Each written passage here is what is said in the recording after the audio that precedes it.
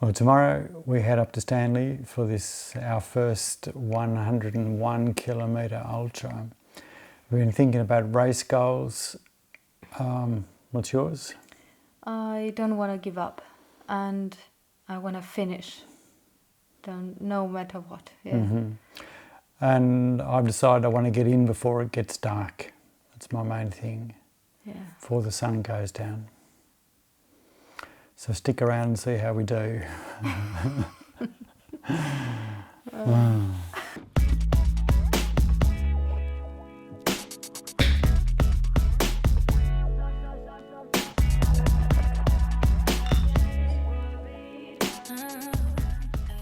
I think the last time you saw us, we were in the pub down at the harbour, drowning our sorrows because our preparation for our first 100 kilometre ultra had gone totally wrong in the last couple of weeks with illness and flu and God knows what else.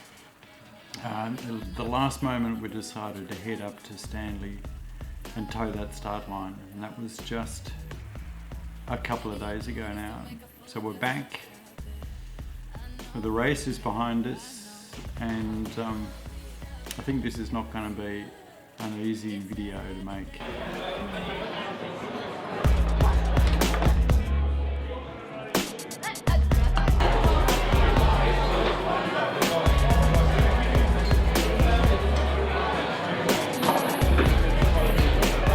I mean, things started out okay. We jumped in the car and drove the 400 kilometres up to Wynyard, which was where the race was going to finish, but where the race briefing was being held. That's where we dropped our drop bags off and hung around for the briefing at 6:30. I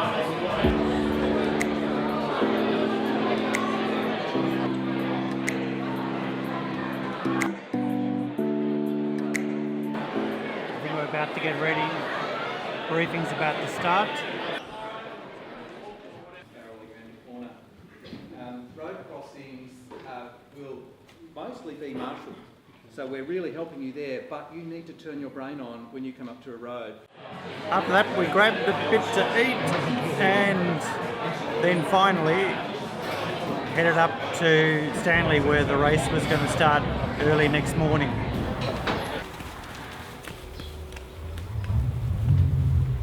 We've got accommodation booked, but there seems to be somebody else in the room. Flo just crashed somebody else's bedroom. Yeah,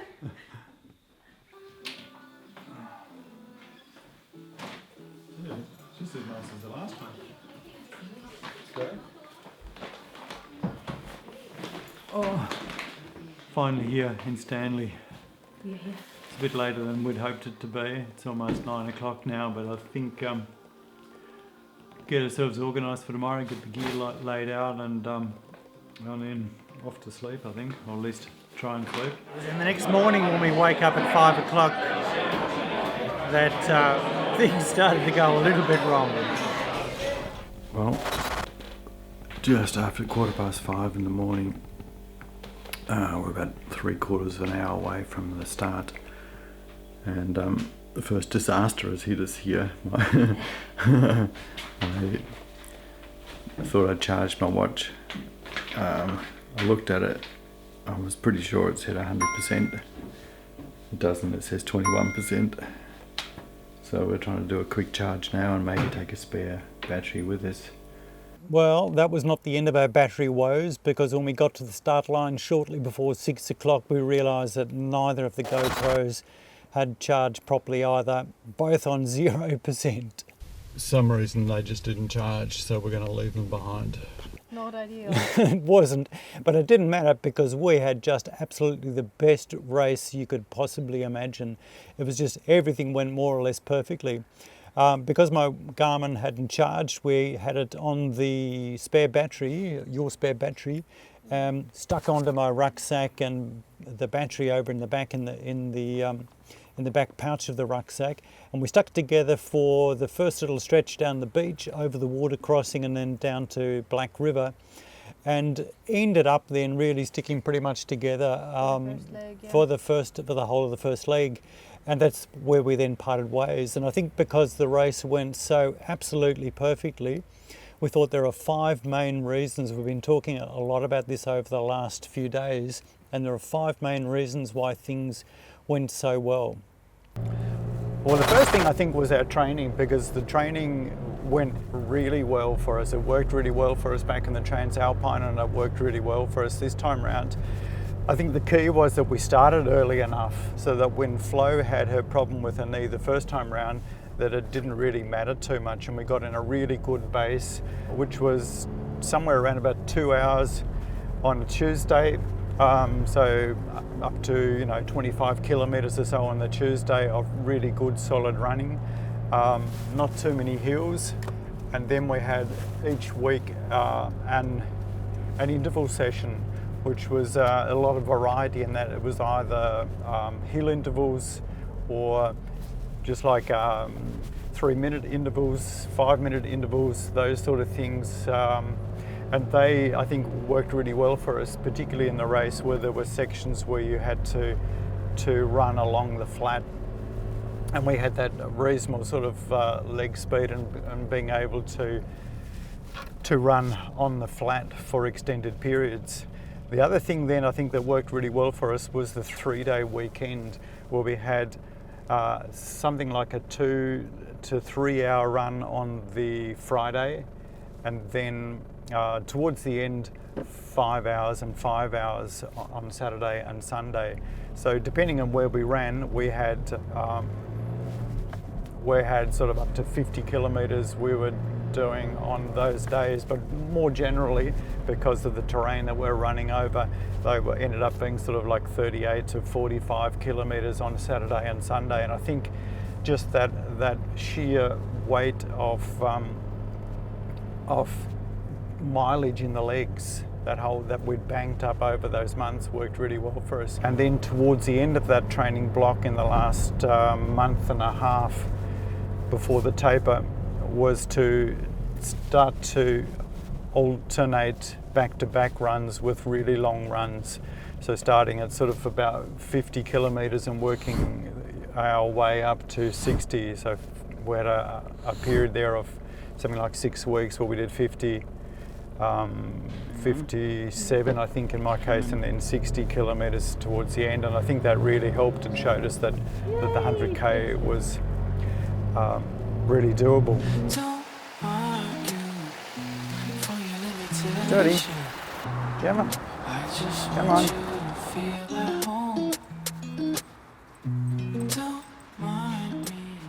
So the second thing then is gear, and I think we had the gear pretty well thought out. In fact, if anything, we were probably too well prepared. We had in every single drop bag, we had spare shoes and spare socks, and none of it in the end we really needed. But I think it was the safety of knowing that it was there just in case we did need to change shoes or change socks. The other thing were the poles. We had the poles in there, and it was quite nice to know that they were there. Yeah, I even took them with me. You took them with you. But I didn't use them. I had them in for the last drop bag for 75 because I figured maybe I'm getting tired by that stage and might need them. But I was feeling pretty good at 75, and probably the last leg was one of my better ones. I seemed to speed up there, so I didn't really feel that they would have helped me all that much. It just would have been another thing to get in the way. Shoes wise, I think we made a good choice with the Lone Peaks. We did, yeah.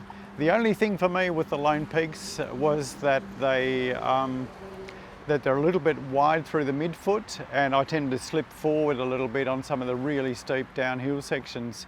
And I think for next time I'd maybe look for a shoe that's a little bit less, a little bit more narrow through the midfoot. I think, how many toenails have you lost now? 2. Yeah, I've lost 2. I haven't lost any yet, but I think I'm looking forward to losing about 4 or 5 maybe. We'll see how we get on.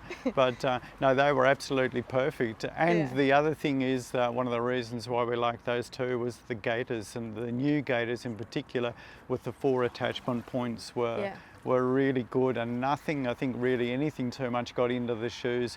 Although there were quite a few water crossings, some deep mud through. And sand, lots of sand. A lot of sand, yeah. So good idea, the gaiters. Shoes were perfect, and no, I think gear we had sorted out pretty well. Yeah. Don't argue for your limitation. I just want you to feel at home. Don't mind me giving you attention. I just want you to feel at home. Don't argue. Well, third thing then is our nutrition, and I think our nutrition plan we had practiced pretty well from the start of our training, more or less. If you've watched some of our earlier videos, you'll have seen that we made, almost jokingly really, a video about tailwind that somebody had lent us. Yeah. And we weren't really too sure whether it was going to work. I mean, you look at the ingredients and it says sugar and salt, and you think, well, goodness, I could do that myself at home.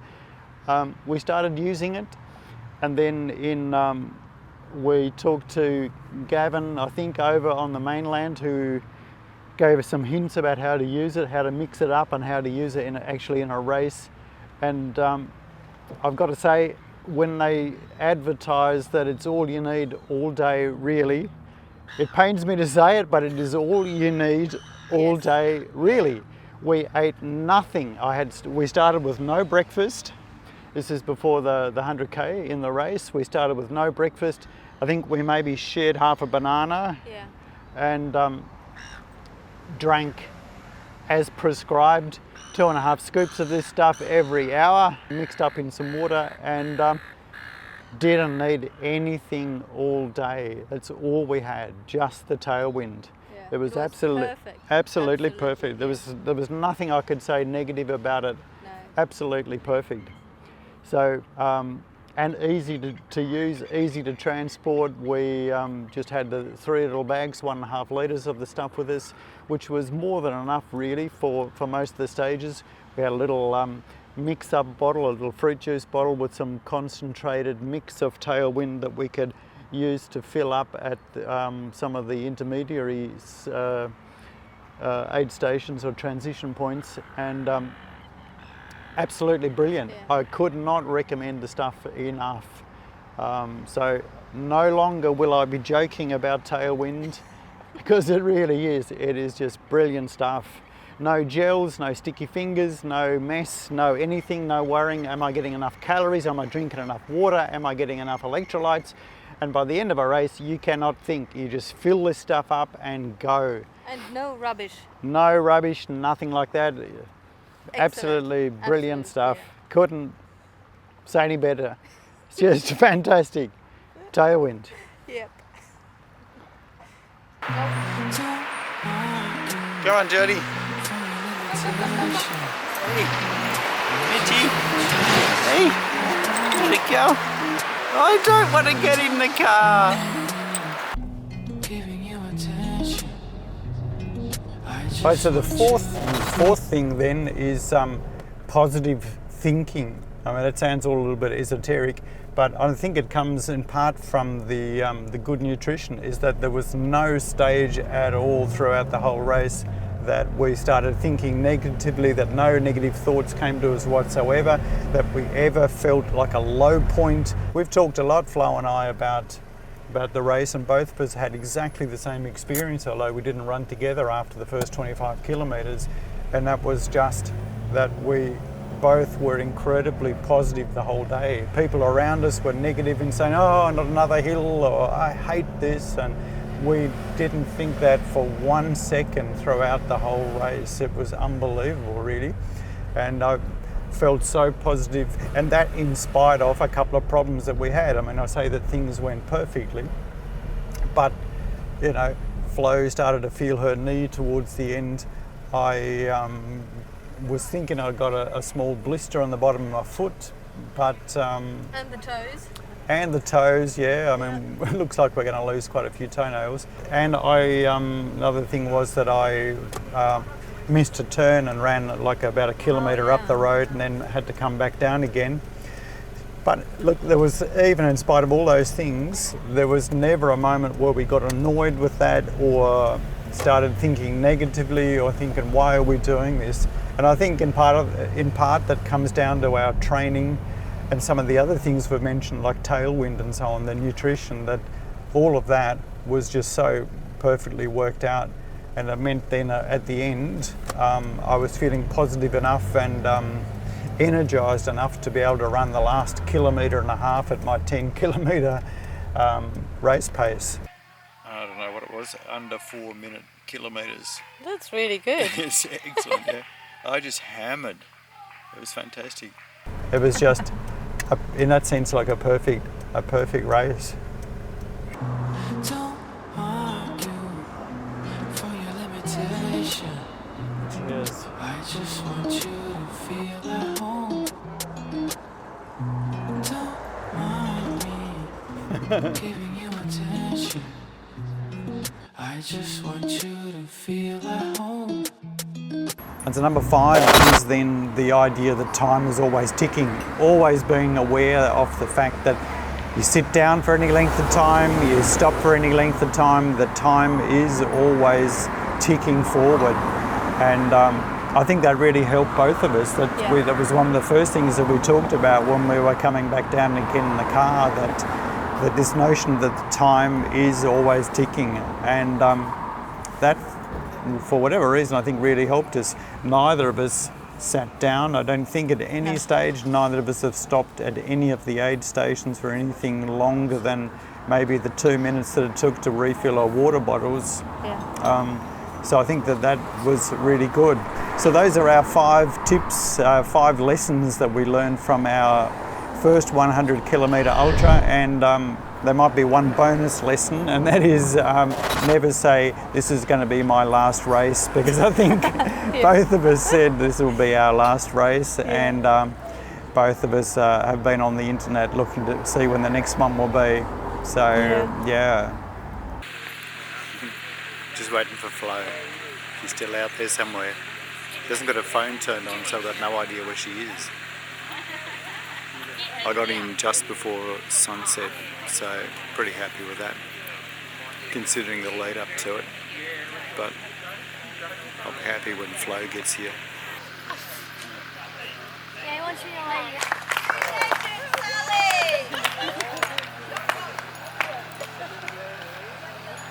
Well done. That's nice. Oh, yes, yes. The last time he wanted to walk, and then I thought, I need Too somebody close to home to walk. Yeah, it was 25 to go. Oh yeah. He just didn't. Oh, I need. Thank you. Thank you. Good done. Well done. Great effort. Yeah? Good, Gemma. It was good. Yeah. I loved it. Hello. Hello. How are you? I'm a bit tired now, but it is 12 o'clock, and we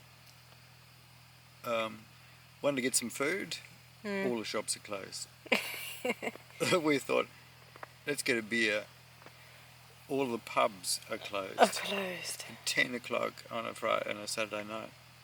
And then we thought, oh, we'll go to the bottle shop. We saw a bottle shop.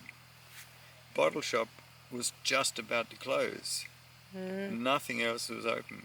But they're really, really nice people. Lovely people, yeah. They saw us coming and opened back up again. And then we got these. Yep. Hop Thief. Really nice beer. Beautiful beer, but without one of those screw tops. And we have nothing didn't here. have a bottle opener. So we had to go to the medical tent, and they took it off with, I don't know what it was. Some medical implement. Thanks very much, guys, for watching, and we will see you next week. Next week, yeah.